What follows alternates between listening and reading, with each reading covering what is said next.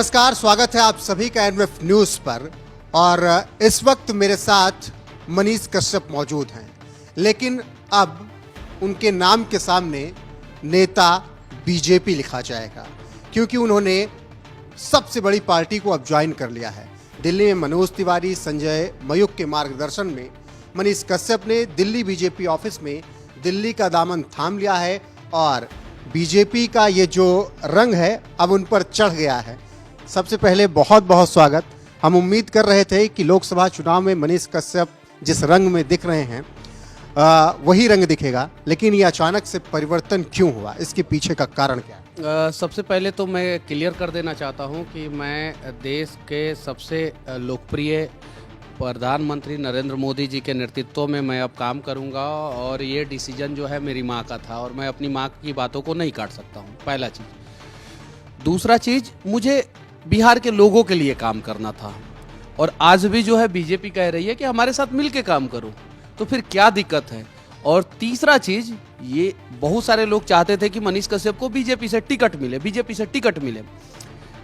BJP से ticket मुझे नहीं मिला, मैं चुनावी मैदान में आया। अब जो है मुझे वो सारी चीज़ें मिलेगी जिसके तहत जो है मैं गरीबों के लिए आसानी से काम कर सकता हूँ, मैं आवाज़ उठा सकता हूँ, लोगों की मदद कर सकता हूँ। जैसे मैं 2 दिन पहले चुनाव प्रचार में गया था, एक बूढ़ी माँ जो है वो मतलब कि मेरे सामने आई जिनके पास घर और कुछ नहीं था। मैंने बोला घर बनवाऊंगा, तो मैं यहाँ से जैसे जाऊँगा, आचार संहिता जैसे ख़त्म होगा, जिस दिन आचार संहिता ख़त्म होगा उस दिन उनके घर में काम लग जाएगा, मनीष कश्यप लगवा देगा काम। मैं पहले जो काम करता था वो काम करता रहूँगा, ठीक है। लेकिन मेरी माँ ने कहा मनोज भैया घर है, देखिए सबका अपना अपना चीज़ें होता है, तो मनोज भैया मेरा बहुत मदद किए थे।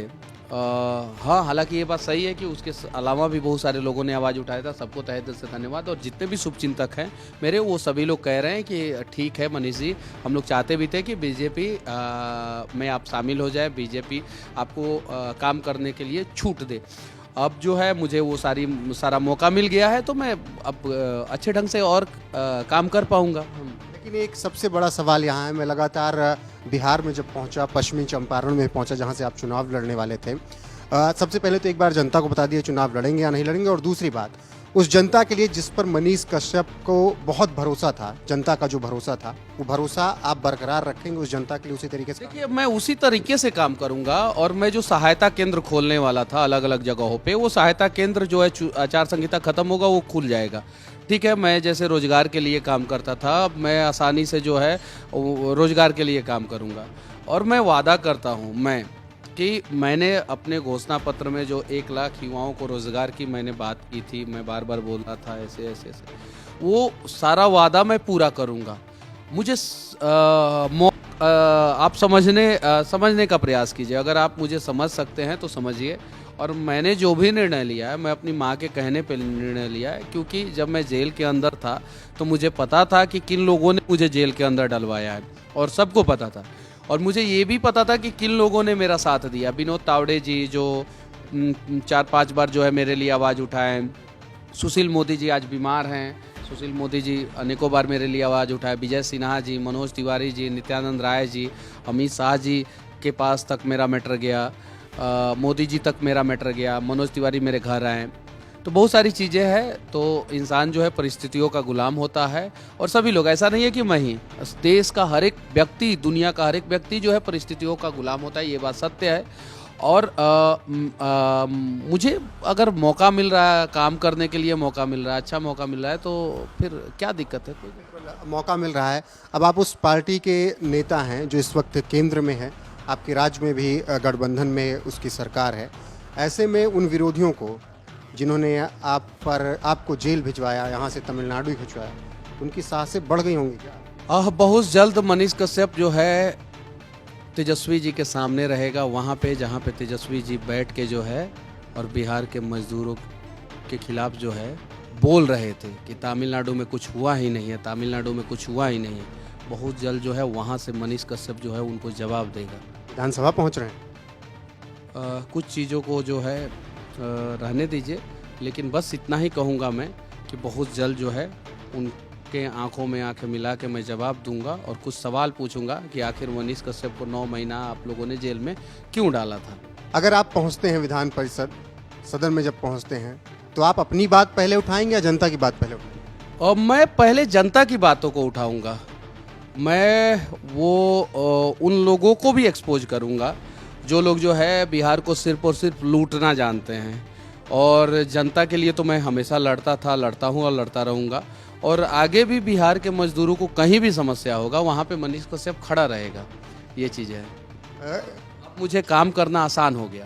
काम करना आसान हो गया, लेकिन आप जब आज ज्वाइनिंग कर रहे थे, जब आपने बोलना शुरू किया तो काफ़ी भावुक नजर आए थे। देखिए, ये बात सच्चाई है कि दुनिया का सबसे बड़ा पार्टी, दुनिया का सबसे लोकप्रिय पार्टी, दुनिया का सबसे लोकप्रिय नेता नरेंद्र मोदी जी, पार्टी बीजेपी, और वहाँ पे एक बिहार का गांव का लड़का मनीष कश्यप जिसका खपड़े का घर है, साधारण परिवार से है, और उसको बुला के उतना इज्जत मिल रहा है, उसको जो है उतना छूट मिल रहा है, उसको बोला जा रहा है जाइए आप काम कीजिए, अच्छे ढंग से काम कीजिए, तो अपने आप में कोई भी भावुक हो सकता है। क्या कुछ बातचीत हुई ज्वाइनिंग के बाद? अगर कुछ बताने लायक हो, आप राष्ट्रीय अध्यक्ष से भी मिलने गए? अध्यक्ष जी ने कहा कि बहुत अच्छा, आपको हम लोग उचित सम्मान देंगे, उचित जगह देंगे, उचित तरीके से आप काम कीजिए। और बस बातचीत हुई, कुछ देर बातचीत हुई और उसके बाद से जो है मैं आपके पास आया। भाषण का जब आपके अंत हुआ था बीजेपी ऑफिस में, तो आपने जय श्री राम का नारा लगाया। मतलब सनातन की आवाज़ जिस तरीके से बीजेपी बुलंद करती रही, उसी लाइन पे आगे बढ़। जय हिंद भी बोला था। देश और धर्म दोनों मेरे लिए सर्वप्रिय है। माँ ने कहा मोदी जी के लिए काम करो, मोदी जी के साथ काम करो, मातृभूमि के लिए काम करो। तो माँ के आदेश के अनुसार मोदी जी के साथ अब मातृभूमि के लिए काम करूँगा। आखिरी में क्या संदेश देना चाहेंगे बिहार की जनता को अपने सहयोग में? बस मैं पहले भी लड़ रहा था, आज भी लड़ रहा हूँ और भविष्य में भी लड़ता रहूँगा। और बस अब मैं आसानी से लोगों की मदद कर सकता हूँ, आसानी से। और वो जो सिस्टम जहाँ पे लूप हॉल्स है, जहाँ पे गड़बड़ियाँ है, वहाँ पे मैं आसानी से पहुँच सकता हूँ और उसको सुधार करवाने के लिए मैं प्रयास कर सकता हूँ। तो बहुत बहुत धन्यवाद, आप लोगों ने साथ दिया, और अगर आप लोगों ने साथ नहीं दिया होता तो शायद मैं इस मुकाम पे नहीं पहुँच पाता। कुछ चीज़ें मेरे अंदर भी है, उस चीज़ को, मेरे भावनाओं को समझने का प्रयास कीजिए। मेरी माँ है, पिछले 2 साल से मुस्कुराई नहीं थी, और कल पहली बार जो है माँ मुस्कुरा रही थी और बार बार बोल रही थी पटना लेके आ रही थी। तो मुझे पता तक नहीं था कि मैं पटना क्यों जा रहा हूँ। मैं अपनी गाड़ी में, वीडियो भी है, मैंने माँ से पूछा कि क्यों ऐसा, तो मुझे पता नहीं था। हर माँ चाहती है कि मेरा बेटा सुरक्षित रहे, मेरा बेटा अच्छे ढंग से, किसकी माँ नहीं चाहती है? दुनिया की हर एक माँ चाहती है। जब मैं 9 महीना जेल में था तो माँ कष्ट में थी, तो माँ को लगा कि मनोज तिवारी भैया कॉल किए हैं, बुलाए हैं और हर वो बात मान रहे हैं, तो फिर क्या दिक्कत है? तो माँ मेरा हाथ पकड़ के लेके आई है और मोदी जी के हाथ में मेरा भविष्य सौंप दी है। अच्छा, मोदी जी के हाथ में भविष्य सौंप दी। ये डिसीजन कब हुआ था? इस बीच चुनाव प्रचार में बहुत व्यस्त। मुझे कुछ पता नहीं था। कल शाम को 6:10 तक मुझे पता नहीं था। 7:10 पे मेरा फ्लाइट था। मुझे पता नहीं था कि मेरा टिकट भी बुक है, एयर इंडिया में टिकट भी बुक है, मनोज तिवारी भैया के साथ टिकट बुक है। मुझे कुछ नहीं पता था। 6:10 पे जब मैं एयरपोर्ट पे आया तो मेरे मित्र मोहित जो हैं और मनी द्विवेदी जो हैं, उन्होंने कहा कि मनोज तिवारी भैया आ रहे हैं। तो मुझे कुछ शंका हुआ, तो मैंने माँ से पूछा, तो माँ ने बोला कि हाँ, उनके साथ आपको जो है दिल्ली जाना है, हम लोग दिल्ली चल रहे हैं। तो उस समय मुझे पता चला, 6:10 पे मुझे ये बात पता चला। और आप बताइए कि आप अपनी माँ की बातों को काट सकते हैं क्या? अगर आपकी माँ जो है आपका भविष्य सुरक्षित करे तो आप नहीं काट सकते हैं। तो मैंने भी अपनी माँ की बातों को नहीं काट पाया। जो लोग विरोध में उतरेंगे कि भाई क्यों ज्वाइन कर लिया, मैं नहीं उतरेगा। जो समर्थन खूब मिल रहा है कि आप बीजेपी में आ गए, हम यही चाह रहे हैं। जो विरोधी थे वो अभी भी विरोधी रहेंगे।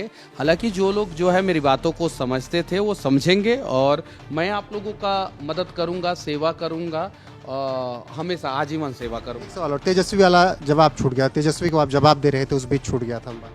देखिए, लालू जी के लाल हैं और उन्हें इस बात का बेहद अफसोस होना चाहिए कि उन्होंने मेरे जीवन का 9 महीना बर्बाद कर दिया, और उन्होंने बर्बाद किया, उनका हट ने बर्बाद किया।